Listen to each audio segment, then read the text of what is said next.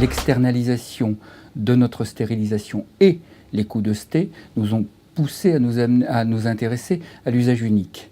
Fort de ça, ce qui me paraissait choquant était de jeter les déchets. Et ces tonnes de métaux jetés me posaient problème. Donc à partir de là, j'ai voulu trouver un système qui nous permettait à la fois de récupérer ces métaux et de les recycler. J'ai d'abord rencontré l'ensemble de l'encadrement du CHU qui était très favorable et très intéressé. On a même failli être débordé par l'intérêt de mes collègues. Parce que tout le monde voulait mettre en place de la V-Box, tout le monde voulait récupérer du matériel métallique. La spécificité des déchets métalliques a permis de pouvoir intéresser un public, à la fois l'ADEME, à la fois l'ARS, avec l'aide de mon ami Baudouin Richebé. Au niveau du développement durable, il est évident que là on est gagnant, puisque globalement, annuellement, c'est un petit peu plus de entre 2,5 tonnes et 2,8 tonnes d'instrumentation qui va être ainsi recyclée. Maintenant, c'est complètement rentré dans les mœurs, c'est complètement rentré dans les normes, à tel point qu'il arrive qu'il s'étonne parce qu'il n'y a pas assez de V-Box. Le passage du réutilisable à l'usage unique, c'est d'abord retrouver la même qualité de dispositif médical. Un seul fournisseur a été capable de nous répondre et donc en fait nous sommes partis sur la gamme Vitalik commercialisée par les laboratoires Vigon. Donc là on a un gain de temps opérateur qui est très important et de fait on a un coût global qui se rééquilibre en fonction de l'usage du réutilisable versus l'usage unique.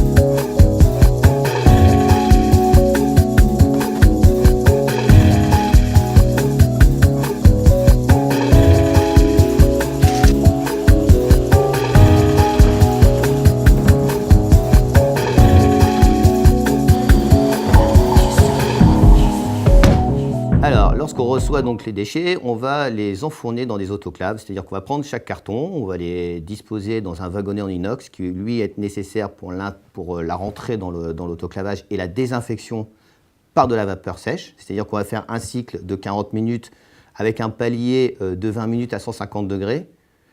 À l'issue de ce cycle, les déchets ne sont plus infectieux, c'est-à-dire que là, ils ne présentent plus de risque d'infection. Par contre, ça reste des dasseries, puisque la réglementation exige qu'à la fois les déchets soient non infectieux, mais en plus qu'on ne les reconnaisse plus.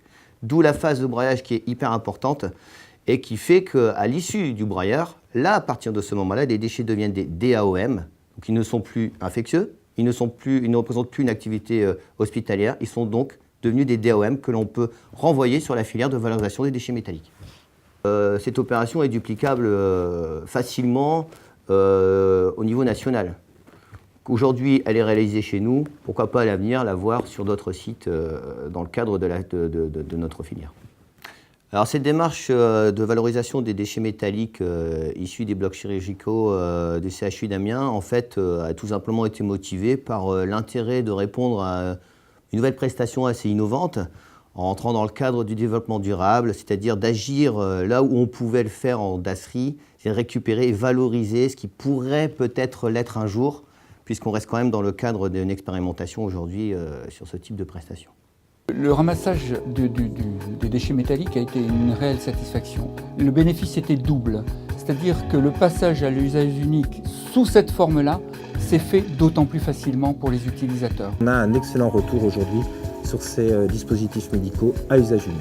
Je sais qu'il y a beaucoup d'établissements qui nous envient ce qu'on a fait, on est tout prêt à l'exporter chez nos confrères. Chez Vigon, l'environnement a toujours été au cœur de nos préoccupations, notamment dans nos décisions stratégiques. V-Box en est l'exemple parfait. Plusieurs de nos clients l'ont déjà adopté, car il leur permet de s'inscrire dans une vraie politique de développement durable.